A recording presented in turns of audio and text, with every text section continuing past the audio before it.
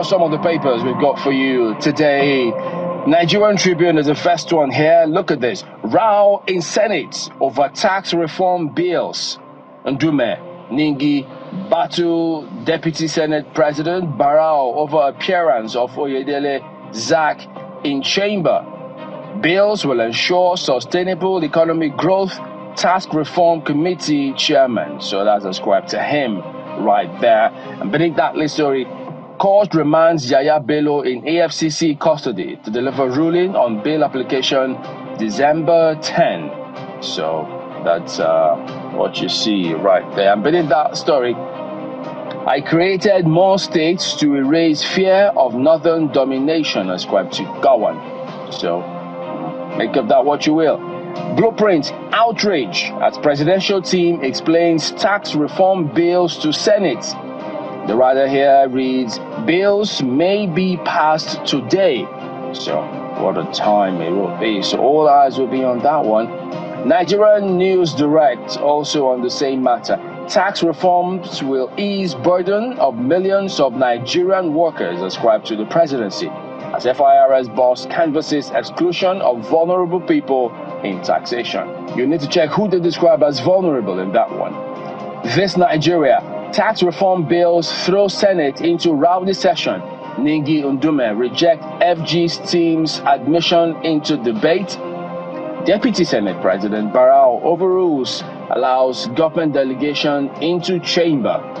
And then beneath that list story, 160 million trapped in child labor globally, ascribed to the ILO. New Telegraph, anger, rancor in Senate over tax reform bills. And beneath that one, you see lack of proper documentation. Others, reps summon CBN governor, bank CEOs, probe POS user issues. So, what will this be about now, and how will it eventually turn out? Well, you just have to keep tabs on that one. Look at Vanguard newspaper, also focusing on tax reform bills. Nigerians earning below 1 million naira a year exempted from income tax. Senate to pass bills today. The rider reads here today. And then to electricity matters, reps investigate discos over failure to replace obsolete meters. Yes, they're going down this route again, and so where will they end? It's not the very first time this is there.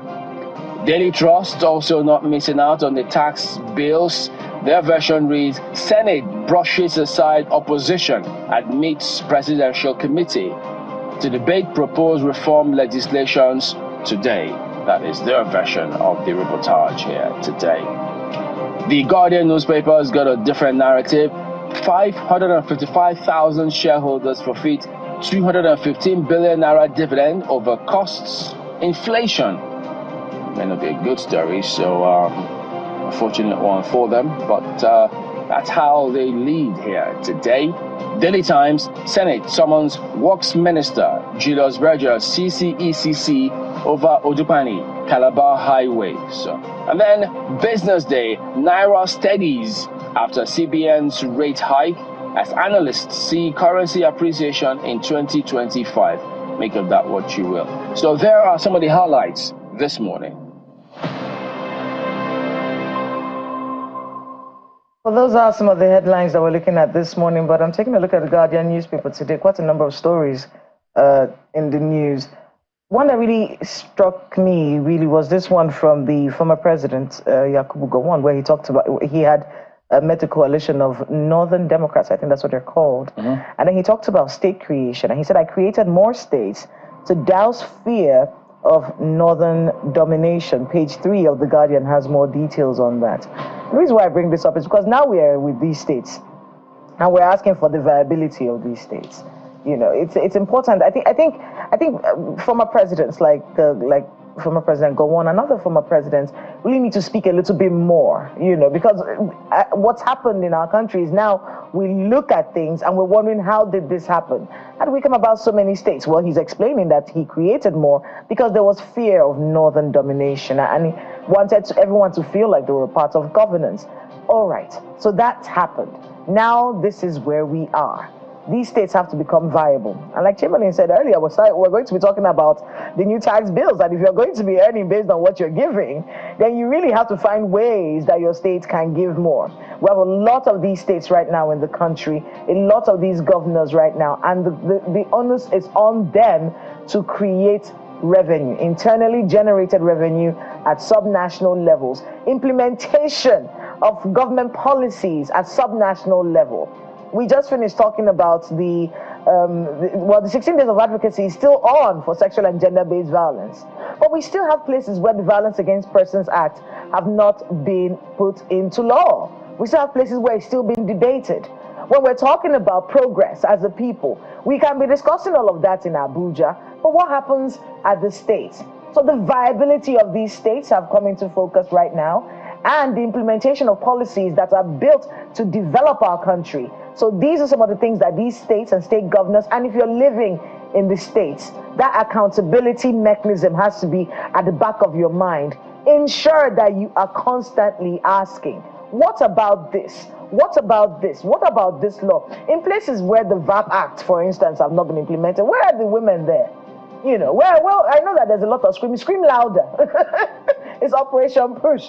I don't even know we can pray anymore. But just keep pushing until something happens. If there are laws that can help people in the states, ensure that the state assemblies ratify them. Ensure that they are implemented at those levels. That way, we can get the development that we're asking for. We look at states like Lagos and other states that are generating a lot of revenue and doing well. It came from activism. It came from people pushing, demanding. You know, places around the world, Chamberlain, they may not be, you may be looking at the West and thinking that these are better. They're not better people. They're not better than us. They're not more decent than we are. It's the accountability. The accountability mechanism is so strong that you know that when it comes down to it, you'll be accountable to the people. So you stay in line. And I think that's what we have to get to as a country. Ensure that the accountability mechanisms are working. Ask questions, push until you get answers. Well, I mean, General Gowon's comments quite interesting, but I know that it will spark off a lot of people looking back at several things, and even situating it now, because I know that on the floor of the Senate, there's been several moves to revisit the states' creation matter. And some people are asking for more states. There you go. More states right now. For instance, I mean, if you look at the Northwest, they've got Adamawa, Bauchi, Borno, Gombe, Taraba, and Yobe. That's 7. Then you look at the South, and Southwest, 6. And then you go to the Southeast, 5. Then you try North Central. Well, 6, but sometimes you see logos and maps. You see FCT in there. What's going on here? We are the North Central. So they make it, well, that's 7. That's 7. 6.5. Yeah, 7. But you know, interestingly, part of what we should consider moving forward, because now with this economic crunch, everybody's talking about how do you make things more viable. Part of the debate with the tax reform bills, which we'll come to much later in the program, is geared towards such productivity, sales, revenue, all of those things. And then you equally ask yourself, are we actually going to have a conversation, or will the leaders find it important or relevant to see how do you relate with states or zones as economic zones, so that they can focus your mainstream economic issues and not necessarily politics. That is very, very important. I'm gonna write that down, Chamberlain. There. States as economic zones as opposed to political entities. I think it's once we do that, it changes our mindset, it changes our thinking. Then we can then say, okay, look, if this zone has all of these potentials, how do we leverage on them to ensure that, after all, you have dozens, I'm looking for even superlatives or adjectives to describe unemployed youths in different regions, different parts of this country. Can we afford to keep playing the ostrich when that happens? Because if they are hungry, whether they are your friends or not, I mean, the senator told us yesterday, they attacked his farm. They knew him, they were his friends, but they said, we're hungry. We had no choice. We had no choice. We don't hate you or anything, but look, we were just hungry. And that can happen again if there are more idle youths there. I understand Nasarawa is doing something and he received more unemployed, young, idle hands who have trooped into the state because they saw what he was doing. What about other states up north? Are they doing the same thing? Down south, are they doing the same things? So at the end of the day, you can't play politics with data. I mean, it's embarrassing sometimes when you think about the fact that many governors, when you're looking at this massive young population in your state, all you're thinking about is how to use them for politics. They will eat you. So eventually they will eat you. When they say our economy is huge, it's boisterous, we have the numbers, it's not about idle hands. If those numbers are not human capital in terms of training, you can employ them, they have all the skill sets, it amounts to nothing. Absolutely nothing. So, you know what they say?